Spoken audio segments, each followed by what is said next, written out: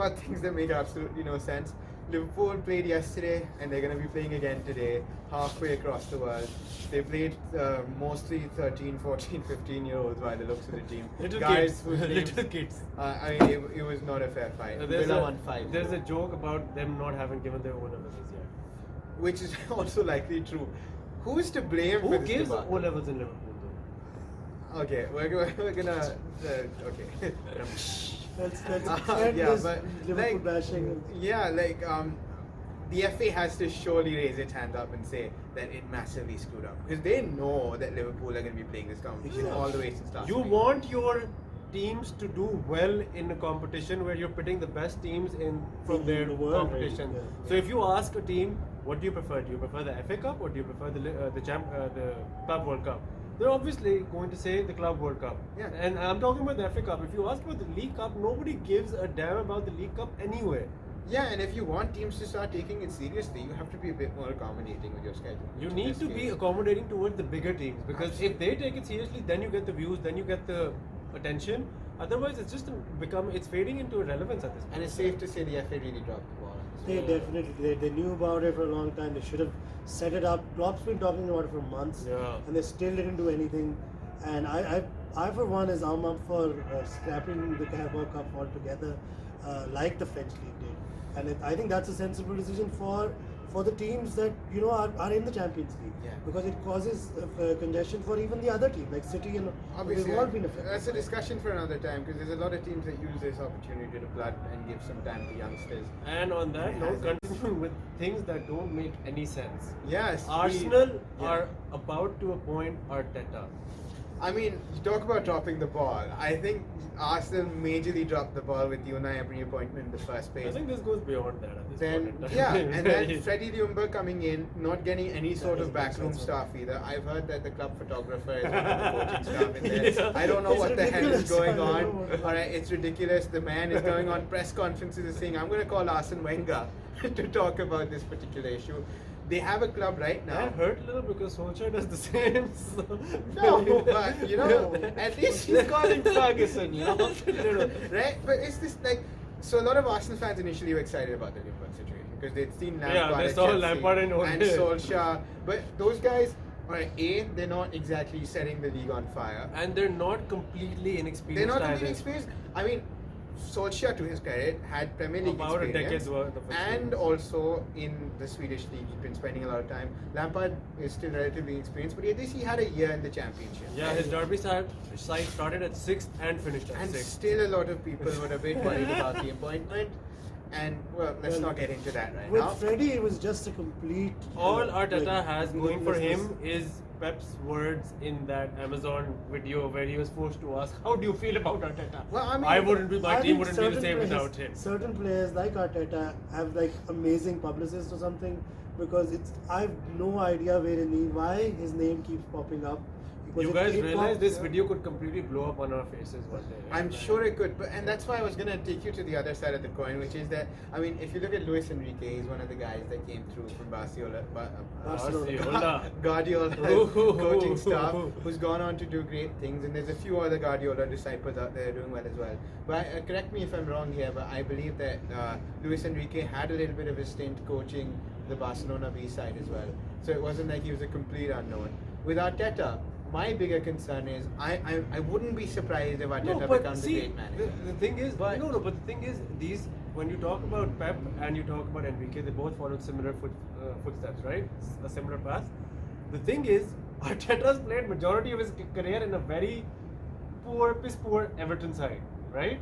From an Everton side, he went to an Arsenal side. He has no caps for the Spanish side. The only thing that ties him down to the Spanish style of play is him being Spanish. Yeah, well, I mean, fair enough. I He's think besides that also, I'm sorry, very Yeah. short. With Barcelona and Pep and Luis Enrique, Barcelona was a different animal. There's no They inherent didn't- philosophy in Pep. And in Arsenal, and there's no inherent problems that Barca was facing at the time when Enrique came through and when after Pep left. With Arsenal, there's huge issues with Ozil not playing well, there's no real And the team controversy ideology. around Ozil anyway, right? I mean, now. if you want someone in right now, why would you want someone with the experience to be able to deal with the kind of things that Ozil, Xhaka, and these kinds of people are going to throw up? And So it's either an Ancelotti or yeah, an that's what Allegri. because you brought up Everton, and I was thinking to myself, Everton right now are in advanced negotiation with Carlo Ancelotti that you would have thought would have been perfect for this. I've Arsenal. actually been quite impressed with how Everton's been handling. So they employed a very decent coach, didn't work out, sacked him, and are now going for another manager who is known to make good players improve. Yeah. Where there's no real coaching setup there. So this is a very good decision, and him not even like considering Yeah, not even being considered for the Arsenal job, and like there's a ton of other things right at Arsenal right now. So you've got But that's very Arsenal though, isn't it? It is, I guess, but So I mean, if you were going to fire Wenger to replace him with the most anti-Wenger manager ever, yeah, you it's did a that to begin with. radical change in philosophy. And like if or lack thereof. you're bringing in if you're taking out one of the most celebrated managers in the history of the game to bring in one who's an expert in Europa, then you know what you're signing up for. Well, and not just that. Right now, with my concern with Arsenal is, so the defense is struggling. They need someone who can help show that up. Their team is a little imbalanced. They're not. And gonna they bought spend and a he lot. brought in David Luiz to like shore up the defense. And he's gonna have big problems of his own. David Luiz, whenever he's dropped, he creates problems. And you've got all those experienced players creating problems. You've got a January window where you're not going to spend money, Nope. and you've got absolutely no time Because you to spent do- 78 million on Pepe, where you needed about 10 other positions to be filled. Yeah, that too. And the fact is that with games coming thick and fast, Arteta's going to have no time to stamp his authority on this team. And what authority? That's the question. Like most of the Yeah, players exactly. over there are going to be like, bro, you abandoned us when you went to City. Like you cut all ties off with us because of his So, infamous like it's deleting a everything. huge uphill battle, and my concern is that even if Arteta is a fantastic manager, he may not get to show it in these 6 probably months because doesn't there's just happen. too many problems at Arsenal. Yeah. And then it could be just a bad move for both parties. Yeah, I think leaving midway season, taking a job midway season never is easy to begin with, and for a completely novice manager who has no experience. he has zero experience in terms Carlo of being could have a- swum in this ocean. Yeah.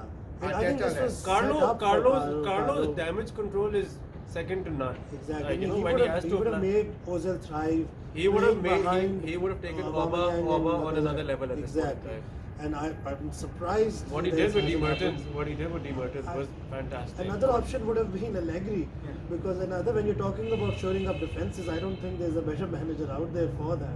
But by the looks of it, appears as though Allegri isn't in the market. Yeah. Like Yeah, a he's lot waiting of- for the United job apparently. I'm not even kidding.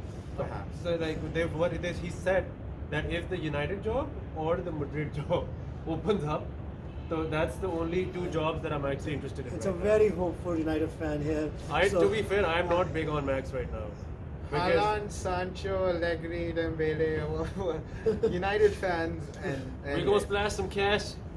things that Arsenal fans cannot I say at think this point in time. Before we enter the delusion, I think let's wrap up the let's video wrap here. up this God, video. guys. And I hope you What guys happened with your enjoyed it. Zahas? I hope you guys enjoyed it. Thanks for commenting on it, liking and sharing it. Please subscribe. We really are looking forward to your comments.